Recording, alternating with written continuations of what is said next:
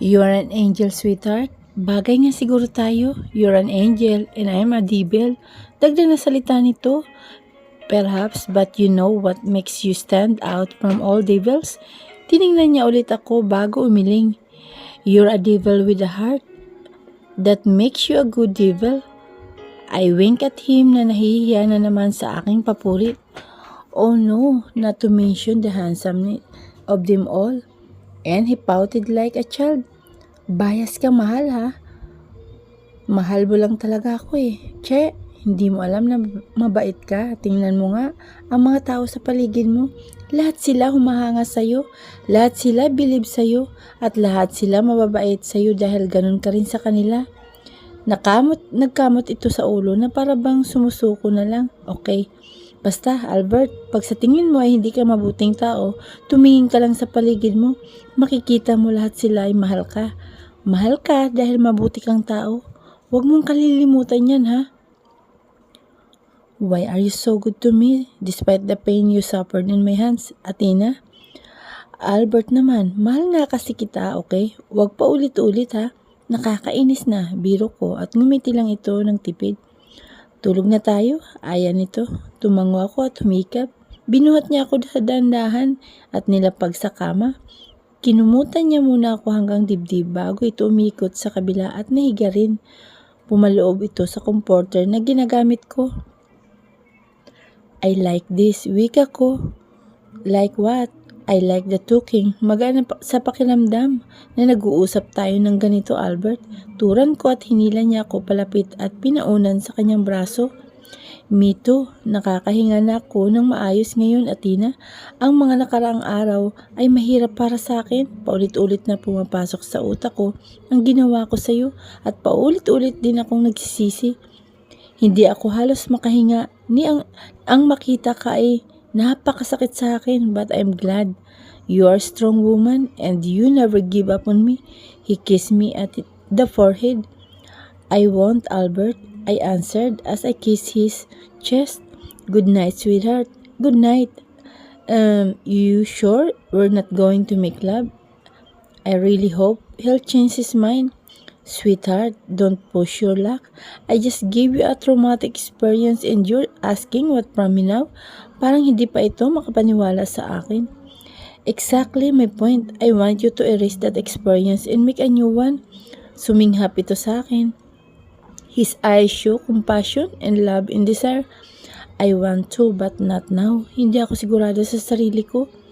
Tumango ako at ngumiti, trying to hide the dismay. Okay, I won't push my luck. I make it up to you, sweetheart, not just now, he whispered and I just nodded. I love you and I love you so much, I said before I closed my eyes. Pero bago ako hatakin ng antot, naramdaman ko pa ang paglapat ng labi nito sa akin. At the back of my sleepy mind, I was grinning. Always you first. The lights were muted when I opened my eyes. Tanging ang ugong lamang ng aircon ang maririnig sa loob ng kwarto. Nagising ako dahil sa bigat na nararamdaman ko. Namamanhid din ang aking mga hita. I look at the person beside me. Kaya naman pala, halos kalahati na ng katawan nito ang nakadagan sa akin. Kaya naiipit din ang aking hita dahil sa pagkakadagan ng hita nito sa akin. It's like he's making sure that I will not escape from his hold. Ang mainit na hininga nito ay nararamdaman ko pa sa aking liig. Napasinghap ako. The tingling sensation suddenly rushed through my veins at napakagatlabi na lamang ako. I could even tell that he has hard under dahil tumatama ito sa hita ko. I tried to make move para dahan-dahang alisin ang bigat ng kanyang katawan sa akin. Namamanid na kasi talagang halos buo kong katawan. Sweetheart, ungol nito sa aking liig. I swallowed when his voice vibrated in my bare skin. Patay, nagising ko yata. Sorry, namamanid na kasing katawan ko sa bigat mo. Pabulong ko ring sagot at bahagyang kumilos. Naramdaman ko ang pagngisi nito sa akin. He looked up at napamura ko sa sarili. Damn it.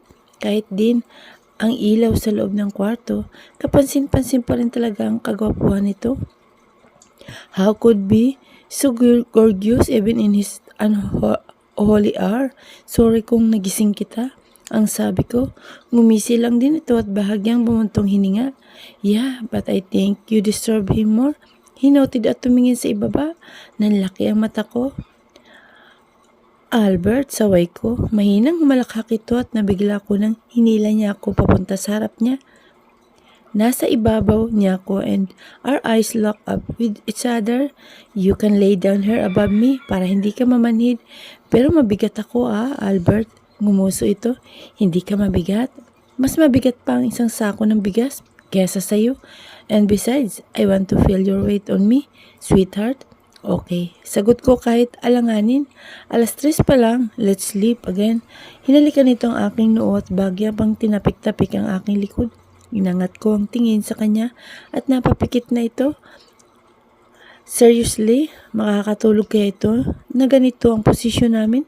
Does he expect me to sleep as well when I'm feeling his throbbing member rubbing on my front? Pero parang baliwala lamang sa kanya, dead ma. Albert, pagnguso kong tawag sa kanya. He just hummed without bothering to open his eyes. He must be still very sleepy. I can't sleep, mahinang boses na pagkakasabi ko. Nakakahiya naman kasi because I am disturbing him. What does my sweetheart want me to do?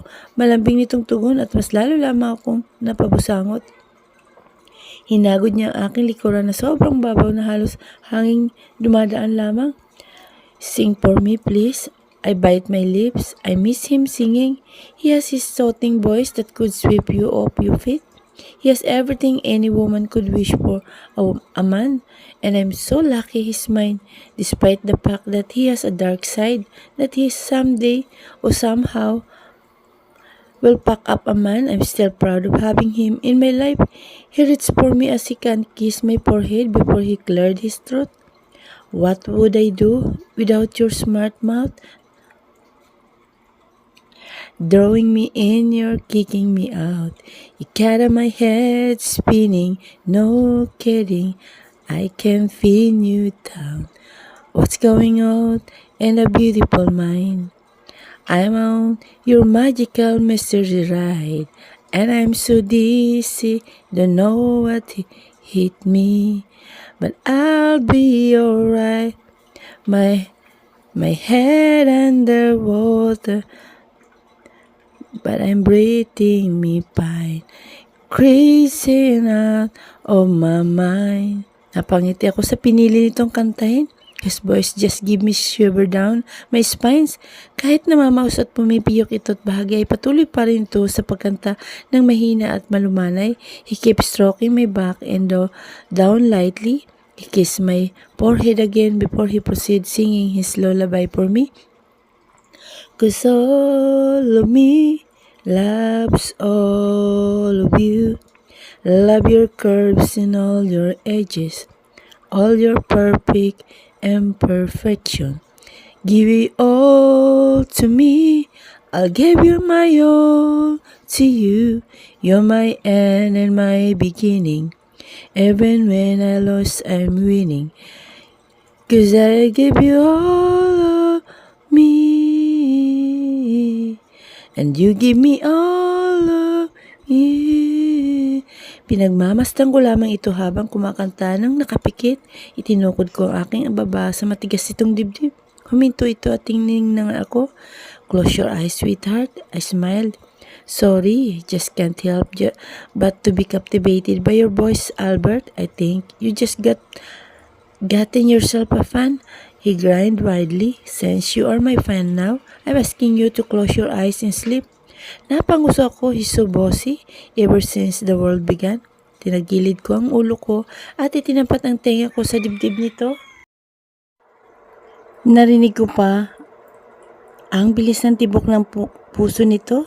Ang isa kong kamay ay nakasalikop sa kanya. He continued humming the song at sa hindi mawaring kadahilanan ay unti-unting nahulog ang aking mata. Siguro dahil sa pinaghalong lambing ng boses sa dagundong ng dibdib nito at sa banayad na pag-aplos nito sa likod ko.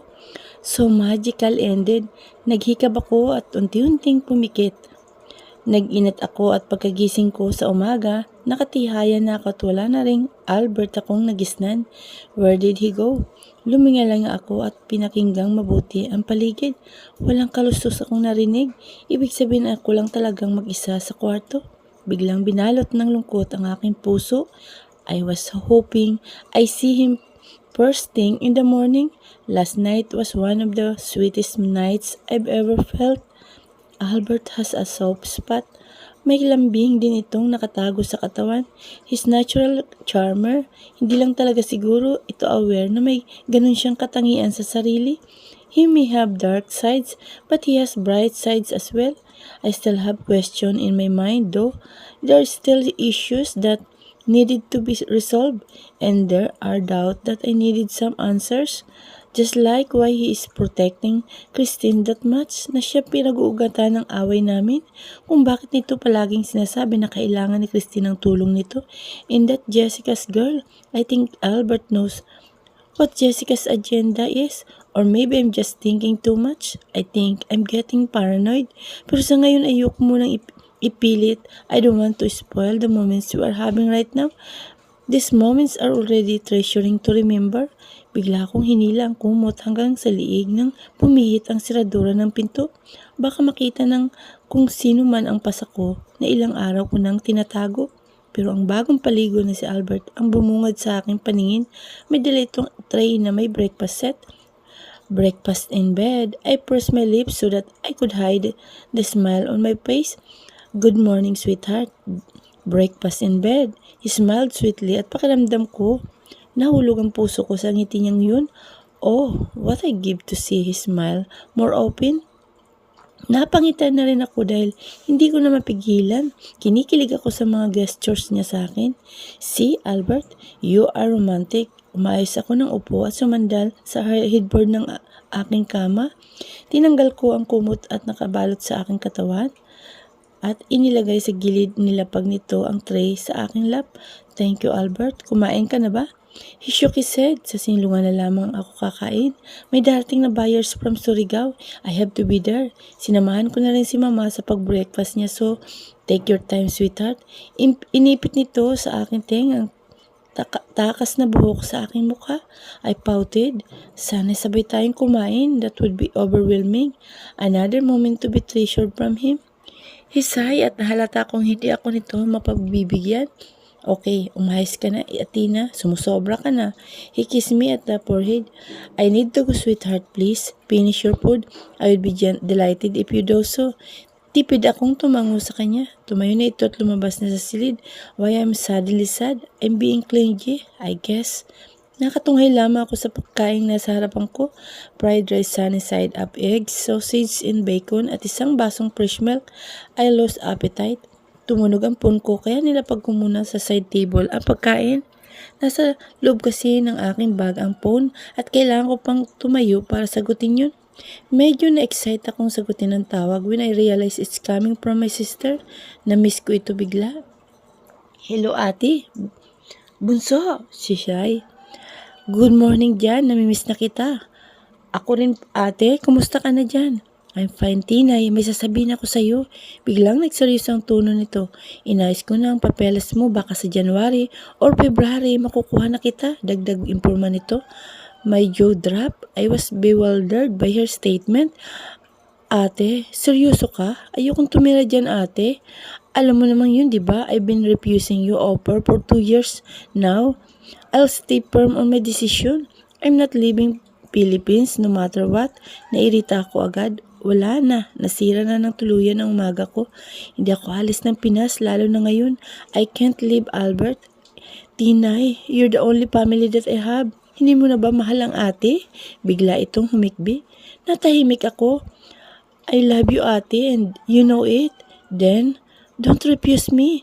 I need you now more than ever, Tinay. Tuluyan na itong umiyak at nahabag ako. May problema ka ba, ate? Kinakabahan naman agad ako eh. I need you, Tinay. I'm pregnant, she said. Napadda ako. She is? Talaga, ate? Pero bakit parang malungkot ka? This is good news. Matagal nyo na itong hinintay na mag-asawa. Na magka-baby. Masilan ang pagbubuntis ko. Tinay, please come here. I'm not asking you to be here because I need your help, but simply because I needed a sister and I miss you terribly, bunso. Salita nito. Matatanggihan ko bang ate ko? Lalo na ngayon na kailangan niya ako sa kanyang tabi. Ate, I'll think about it. Ang tanging kong sagot dito. Narinig ko ang malalim nitong butong hininga. Okay, I'm glad that you are thinking about it. I love you, bunso. I couldn't wait to see you soon. Tumango ako kahit hindi ito makita. Nangihinang naupo ako sa kama pagkatapos ng tawag. Ano bang gagawin ko? Kaya ko bang iwan si Albert sa ganitong panahon na kailangan niya ako? But my ate needs me too. I'm torn between the two of them. Bumukas ang pinto at iniluwan nito si Albert na may malapad na ngiti sa labi. Bakit bumalik ito? May dala rin tong tray ng pagkain at nilapag niya sa coffee table. Pagkalapag niya, tinitigan niya ako mabuti. He walks towards my direction at nang makalapit sa akin, ay niyakap ako ng mahigpit. I changed my mind, sweetheart. Let's have breakfast together. Mas gugustuhin ko pang magtampo ang mga buyers ko kaysa sa magtampo ang aking Athena. Hindi ko kayang magtrabaho na dala-dala ang bigat sa dibdib. Dahil nagtatampo ka, it's always you first, sweetheart. Before the rest of them, bulong nito sa aking ulo. Ewan ko ba pero lalong bumigat ang aking pakiramdam. God, paano ko magagawang iwanan ang lalaking to? It's now or never. You're not going back to your ranch? Tanong ko habang naghihiwa ng sausage. Nang may subo ay nabot ko ang baso ng gatas at uminom. Dito kami sa coffee table pumesto instead na sa bed. Mismo para mas komportable. I have to go back, sweetheart. May paparating na bagyo sa Makalawa at dito sa atin maglalandfall. Kailangan nating maghanda. Maraming kailangan sikasuhin at mabilisan na rin ang pag-aani sa mga crops na sa buong De La Puente Farm. Aayusin din namin ang stable at cattle yard para matibay at hindi lipanin ng hangin. Salaysay nito, umangat ang kamay nito at pinahiran ang gilid ng aking labi gamit ang hilalaki. May gatas ka sa labi, wika nito at isinubo sa bibig ang daliri. Gumawa ng ingay ang pagsipsip nito. Napatanga ako at napatitik sa labi nitong nakaawang at nangaakit. I swallowed. There are some kind of forces kick inside my belly. Sweet, he whispered and smirked afterwards. He looks me seductively at gusto ko agad matunaw sa mga titig niya na yun. Breath, sweetheart. Nagdag nito at wala sa sariling suminghap rin ako. Damn it, hindi ko napansing pinipigilan ko palang sariling huminga. I instantly blushed, pinilig ko ang aking ulo. Stupid, Athena, your way of obvious of your desire. For him, hindi ko pa rin talaga maiwasang titigan ang labi nitong nakangisi sa akin. Stop looking at my lips, sweetheart, please. It's distracting. Ngumuso ito sa akin at nagpatuloy sa pagkain. Hindi ba dapat ako magsabi nun? Ako kaya ang nadidistract sa mga galaw niya? Che? Sorry, sagot ko. Goodness. Nagiging manya ka na ata, Athena. Binalikan ko na lamang ang pagkain. Eat, nag-focus doon. And stop showing your lips too. I know how sweet they are. I can attest to that. Pero nadidistract din ako. Tikhim nito na hindi umangat ang tingin sa akin. Umirap ako sa hangin, edi tumigil siya sa paggawa ng mga nakakaakit na kilos or ako lang itong nagbibigay ng ibang kahulugan. Hays, kahit papano ay gumagaan ang bigat ng aking nararamdaman mula nang tumawag kaninang ate. Ayaw ko munang isipin yun hanggat maaari. I really couldn't help but to feel sad about it dahil alam ko sa kaloob-loob ng puso ko, si ate ang pipiliin ko, ang nasasaktan na agad ako ngayon pa lamang. Hinaplos nito ang pisngi ko kaya napatigil ako sa pag-iisip. You okay? You suddenly look sad. I shook my head as I smiled sweetly at him. May nalala lang ako. You're done with your food? Napansin kong simot na nito ang kanyang plato.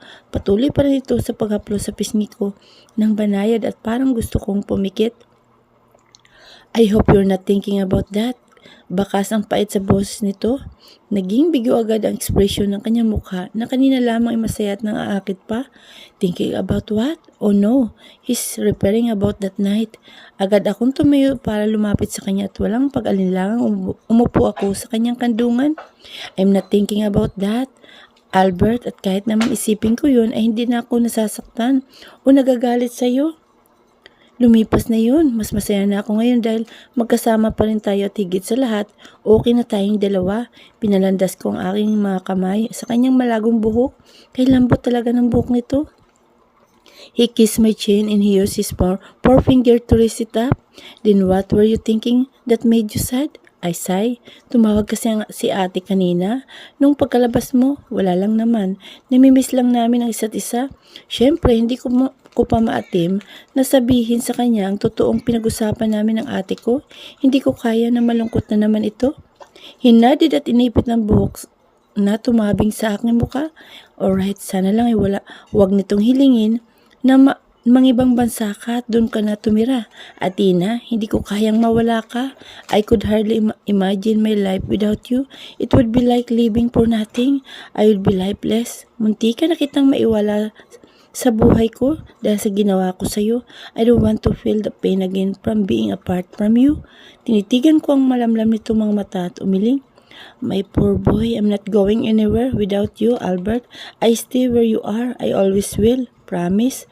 Umiiyak ang puso ko. Paano nga ba ito? Pero hindi ko kayang saktan si Albert at hindi ko siya kayang layuan ng basta-basta na lamang. Halos sabay na sumilay ang ngiti sa aming mga labi kaya kaya ko namang mag-pretend na masaya at walang alalahanin.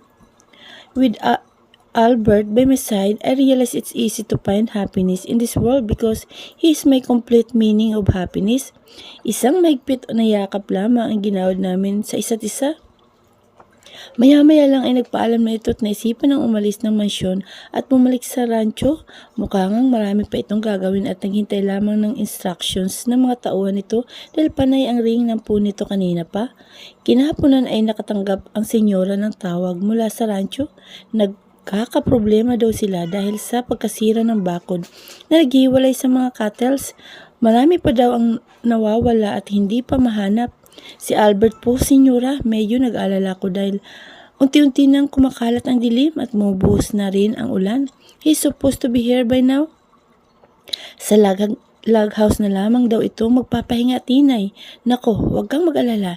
Hindi na bago ang ganito sa anak ko. Ilang beses nang nangyari ang ganito. Meron pang mas malala pa dito. Don't worry. He'll be fine. Magiliw na wika ng ginang. Safe lang po ba siya doon? Hindi ko mapigilang magtanong ulit. I know it's a silly question but I need to hear an assurance still. Tumawa ang ginang sa tanong ko. Iha, kabisado ni Albert kahit ang kasulok-sulukan ng lupain niya. Alam niya kung saan ito mapapahamak at kung saan ito ligtas.